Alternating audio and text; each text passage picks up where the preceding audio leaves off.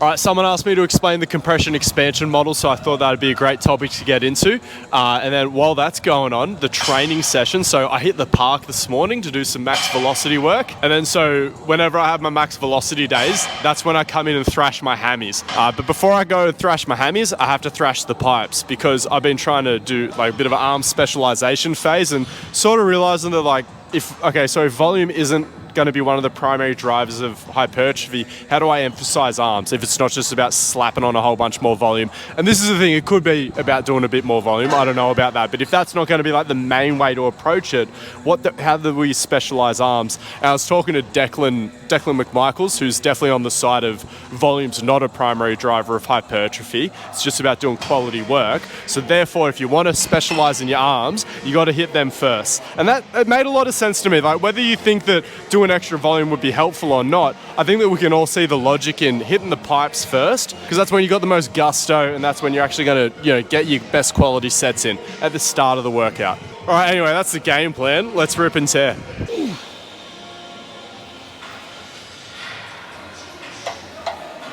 All right, compression expansion, what's doing? So if you're chronically online, such as myself, and you lift weights, you probably heard about this for the first time, maybe in the early 2020s or something like that, maybe even as early as 2018, 2019, if you really got your ear to the ground. But Bill Hartman used to be a bit of a PRI guy. And so again, like this system, I think it takes a bit from PRI in the sense that there's a large focus on the axial skeleton. They pay a lot of attention and have a lot of respect for the rib cage. And there's also this bit of a fetish for this idea that breathing and gait or locomotion is a real foundational or underpinning concept of human movement. And then, I guess just this idea that, words like flexion, extension, ab or adduction, or even internal and external rotation are inadequate to describe what's truly happening when we move as humans. And then again, sort of boiling everything down to this compression or expansion. Okay, so after I crush out this next set, we'll talk about how they use words like compression and expansion to describe things like flexion, extension, abduction, whatever. And then also why they talk about the transverse plane so much. Because they do that, they're really into their transverse plane. In a way that I kind of like and vibe with, honestly.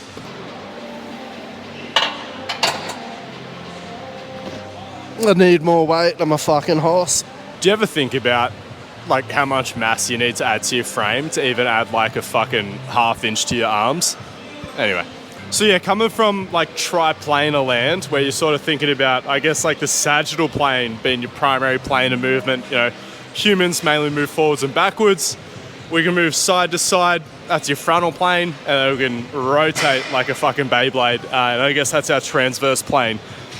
Compression expansion model sort of flips that on its head. So the compression expansion people would say that the closest plane of motion from that triplanar model, it's actually representative of how we move, is the transverse plane. Because this internal rotation and this external rotation is sort of the closest representation in that triplanar model of, again, these compression expansion actions. And I guess like the rib cage is like the easiest place to look at that. But maybe if you've heard people talk about like, internal rotation is force production, external rotation is yielding, or talking about this idea of internal rotation and hip extension being coupled and hip flexion being more this like external rotation thing, people are like, what the fuck are they talking about?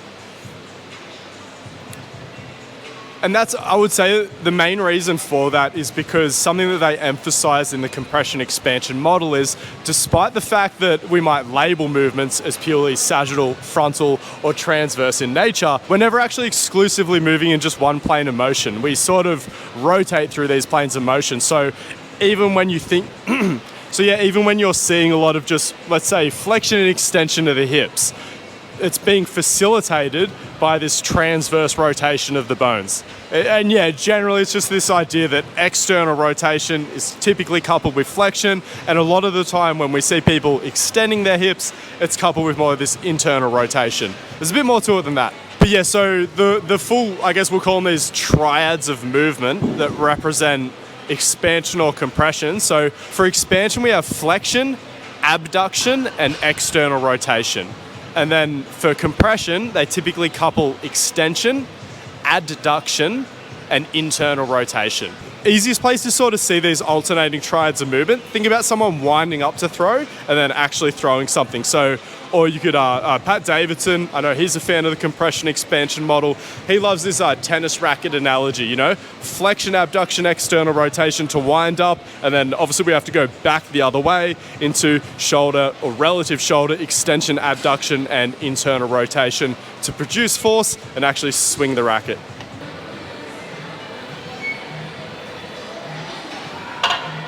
Fuck's sake, I was actually meant to be supersetting this JM press with preacher curls, but this is sort of what happens when you prioritize content creation over training, so it is what it is. I guess the bonus of not doing supersets is I've never JM pressed this much. I mean, I've also never used the Smith machine, so who knows what's really doing in terms of tension on the muscle.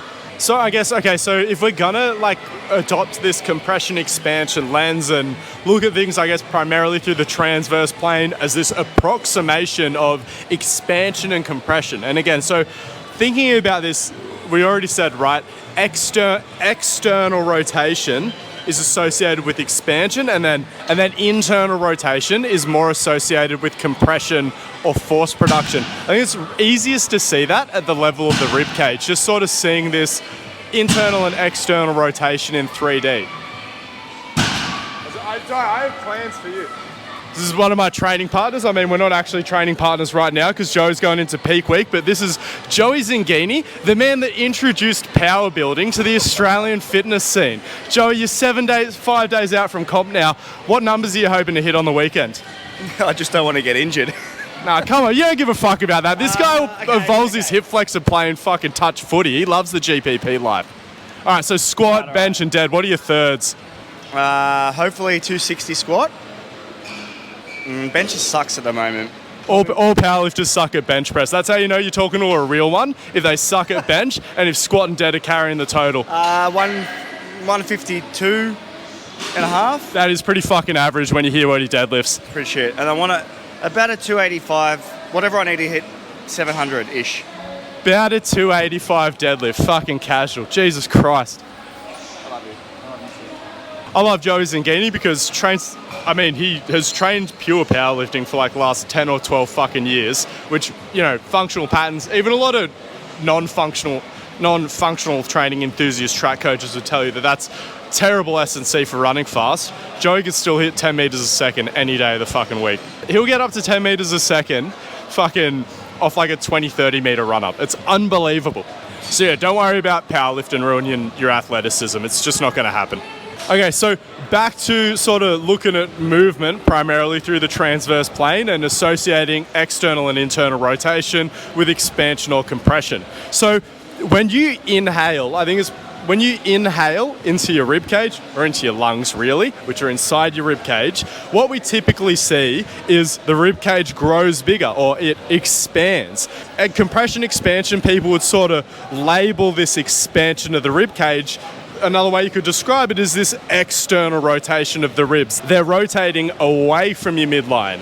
And then when you exhale again, the rib cage shrinks back in towards the midline or it internally rotates back in. So again, external rotation, expansion, internal rotation, compression. And then like thinking about like the behavior of the limbs, it's like, oh shit, my arm is plugged into my rib cage, my leg is plugged into my rib cage. So when this whole structure internally or externally rotates or compresses or expands, the limb gets dragged along with it to a certain extent, okay? If this whole structure moves inward and compresses, it sort of drags my arm in with it. If it expands, it creates more space or reorients my shoulder girdle into more of an externally rotated position, and then all of a sudden I can move my limb through that space as well. So forgetting about like just explaining the model for a second and talking about like, you know, some of the application-based concepts that I took from it, it was just really liking this idea that the rib cage and the axial skeleton as a whole are like this mobile adapter for the limbs. And so many people have issues with not being able to move their limbs where they want them to go, and they've just never thought about changing the shape or position of their axial skeleton or rib cage. If you get this thing moving, your limbs will be more mobile. I'm telling you, like this is where all our joints are. Your biggest concentration of joints, hands, feet, spine, ribcage, axial skeleton, right? So get those things moving and you'll have a pretty mobile body. Bill Hartman, he doesn't just look at this compression expansion thing as a human movement thing. He's like, no, the whole universe is just compressing and expanding. So he looks at the Big Bang, like the start of the universe, as this big expansion event. And then I think, some people sort of talk about this idea of the Big Bang and the universe expansion running out of momentum at a certain point, and then there's going to be like, the big crunch, or I guess Bill Hartman would say that the universe is going to internally rotate at some point. And then, like at the level of the axial skeleton, we have all this expansion and compression as we're breathing. But he would even talk about like elbow flexion and extension, for example, being facilitated by this expansion and compression of synovial fluid within the joint that's going to drive its motion. It's he goes pretty deep with it. I mean, he even talks about the effect of expansion and compression on time. Again, we'll get pretty esoteric here, but like internal rotation is things slowing down, relatively speaking, and we'll save that for another time. Alrighty, let's rip and tear. 70 kilo JM press. Fucking hell yeah.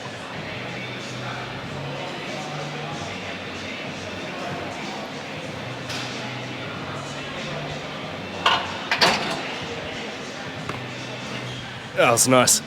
And I think that's definitely something I took away from the model personally, just how much these transverse plane actions facilitate movement in sagittal and frontal planes. So like me personally, I've always had really shitty ankle mobility.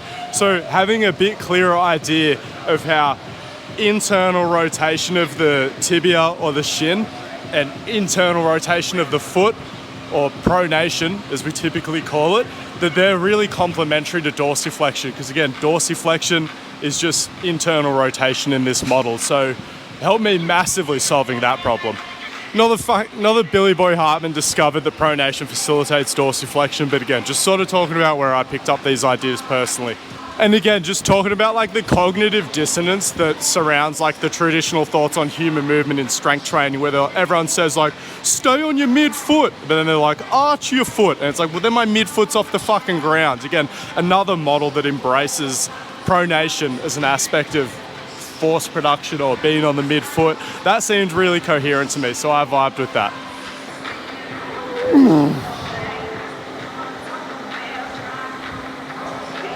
All right, so anyone who's had a brush with this compression expansion model, especially online, has probably heard people talk about infrasternal angles and this idea of wide rib cages and narrow rib cages. And this was something that like I really liked about the compression expansion model. As usual with any idea in fitness, a bunch of idiots kind of took the concept and fucking ruined it. But that's like anything in fitness, so you gotta try your best to ignore those people. The basics of like what the whole wide versus narrow ISA is trying to get at is just archetypes, right? And like this is the thing, a lot of us intuitively as coaches, or like the better ones, have probably already sorted a lot of your athletes into different buckets. Like you've realized, you're like, wait, even if I'm trying to get all these people to powerlift, or even if I'm trying to get all these people to sprint, humans tend to have different structures, and people who are shaped different tend to move a little bit differently. And so this is all this wides versus narrows thing is trying to get at. Well, a little bit more so because their perspective is that the shape of your axial skeleton is really impactful on the way that you move. And this is what I mean, where like your rib cage is but one of many influences on the way that you move, or your movement signature, or your movement archetype. So this is where like a lot of people are like, oh, you're a wide, or you won't be able to rotate, or you're a narrow. This is exactly how you're going to move. The shape and angle of your rib cage is absolutely going to influence the way you move, but so many coaches just turned it into fucking a self-limiting mental fucking prison. Well, that's what they did with their athletes. Like, oh, you're a wide, you're always going to waddle around like a power lifter. It's like, oh, you're a narrow, you're never going to be strong. You're probably better built to be a marathon runner. And again, stereotypically, these things are generally true, but we're often not dealing with people at the extremes of this continuum. So again, you could look at the wides versus narrows as two buckets. I think it's probably more productive to look at it as a continuum, right? Not everyone who's a wide has a fucking, oh my God, Denny Roleski in the flesh. Good to see you, brother. Yeah, so yeah, not everyone who's a wide ISA has like a 180 degree infrasternal angle. Not everyone who's a narrow ISA is going to have a narrow fucking Kipchoge style marathon runner rib cage. Again, we're degrees on a spectrum, right? So neutral in this model, a lot of people just say it's 90 degree infrasternal angle. Bill Hartman would say it's the sum of two helices intersecting, so technically it's 108.8 degrees. Probably not that big of a deal. I just think where it's really impactful, the wides versus the narrows, is not when you have to like squint at and be like, wait, I think they're wide. Oh, no, I think they're actually narrow. It's when their infrasternal angle slaps you in the face when they walk into the room. Like Joe Rogan walks around like this. He has basically like 180 degree infrasternal angle. But even then, there's more influences on the way he moves than just the structure of his rib cage. But again, he's pretty sort of out like this. So that's pretty much the stereotypes that they're getting at, like narrow ISA, a little bit more shaped like a marathon runner, a little bit more expanded front to back. Wide ISA, a little bit more compressed front to back, waddle around like a powerlifter. Probably not as good at locomoting in a traditional sense, but probably pretty good at producing force. But then again, you look at Christian Coleman. Again, one of the best locomotors of our generation. He's run 9.7 over 100 meters. He's the world record holder both indoor and outdoor over 60 meters. So how can you say that wide ISAs are built to be powerlifters, not efficient locomotors? But then why I still think that there's value in these archetypes, Christian Coleman kind of runs like a powerlifter. A lot of people are like, oh, why does he run with his feet turned out? Most of the best sprinters have their feet pointed a bit straighter. Again, you look at Christian Coleman, he's not built like most fucking successful sprinters, so of course he's going to move a little bit differently. I'll try, what's the easiest way I can sum up the stereotypes of the wides versus the narrows without just saying powerlifters versus marathon runners? So, like, because there's like intricacies to their propulsive strategies as well. So we'll talk about the 3 phases of propulsion in a second, because that's another compression expansion concept that I really like. But so stereotypically, you would say that these narrow ISA people, they're not as good at force production in a traditional sense, but where they might succeed in producing a lot of force is they might be a little bit more efficient in their wind-up strategy than a wide ISA. So yeah, not as good at force production when they're on the ground or just pushing into the ground, but they can generate so much more momentum in the air before they even hit the ground. So you know, you still get similar outcomes in terms of force production. The strategy just looks a little bit different.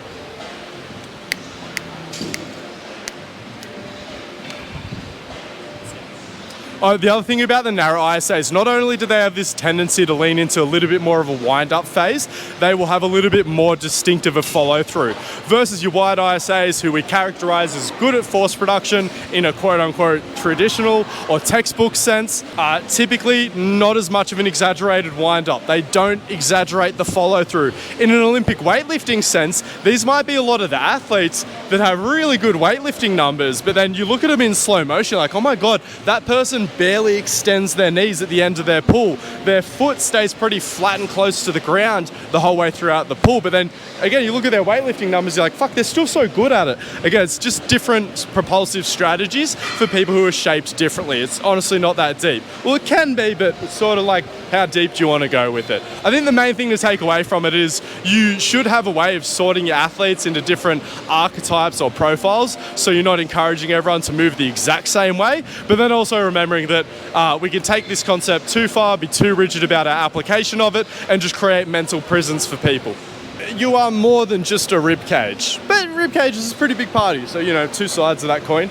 Yeah, I'm deviating a little bit more than I typically would from the GPP group program weekly structure, and it's just because I'm sprinting about 3 times a week at the moment, so I've just had to adjust my resistance training around it just to prioritize the recovery from high speed running a little bit more. So that's why every time I have a max V sesh, I got to run into the gym and blast my hammies just so that I have the most recovery then before I have to like really tax my hammies again.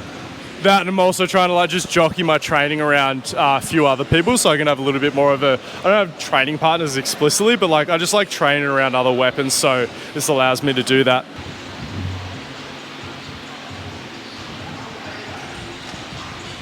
Fuck, it's not much ROM, I might take it down a little bit lower.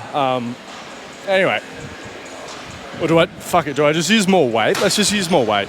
Trying to challenge myself as a former full ROM zealot. So yeah, just keeping the ROM nice and short, adding plates. I mean, like, this is the thing, like, why do I care about the ROM? I was feeling it in my butt.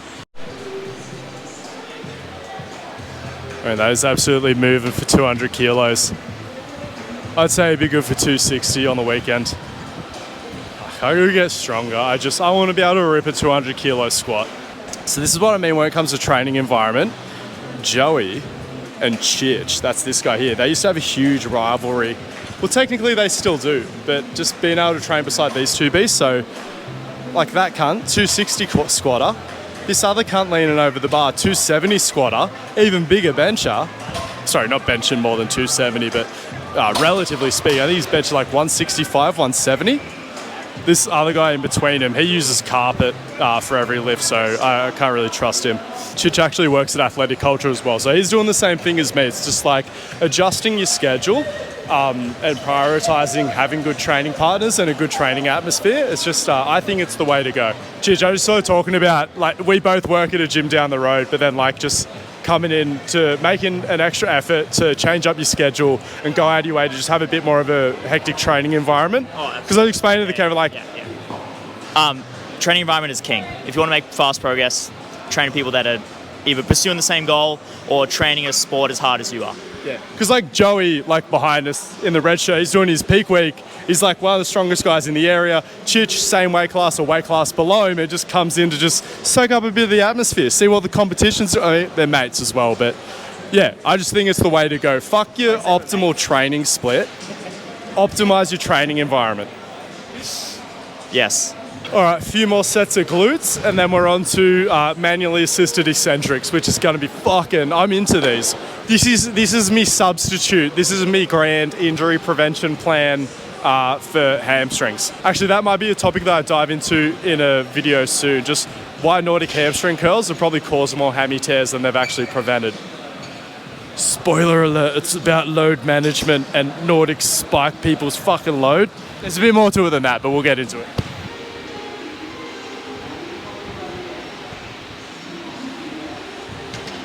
One of the other things that's quite interesting about the compression expansion model is they break propulsion or force production, or some people would sort of look at it as triple extension, or the process of triple extension. They break it down into 3 distinctive phases. And what's sort of interesting about it is like peak internal rotation, it doesn't happen at the end of the movement, it happens in the middle of the movement. So I'll give you a couple of demonstrations of this, because like what's propulsion? It's just, pushing into shit.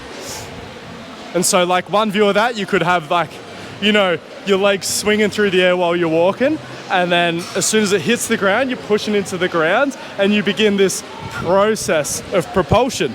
And so there's 3 distinctive phases of propulsion, again, as it goes in the compression expansion model. When I've just begun interacting with the ground, my center of mass is going to be towards the rear of my base of support, and I'm going to be in this, like, what they would call early propulsive phase. And again, we're not fully internally rotated yet. We've only just begun this process of propulsion. So relatively speaking, to where we're about to end up, we're externally rotated.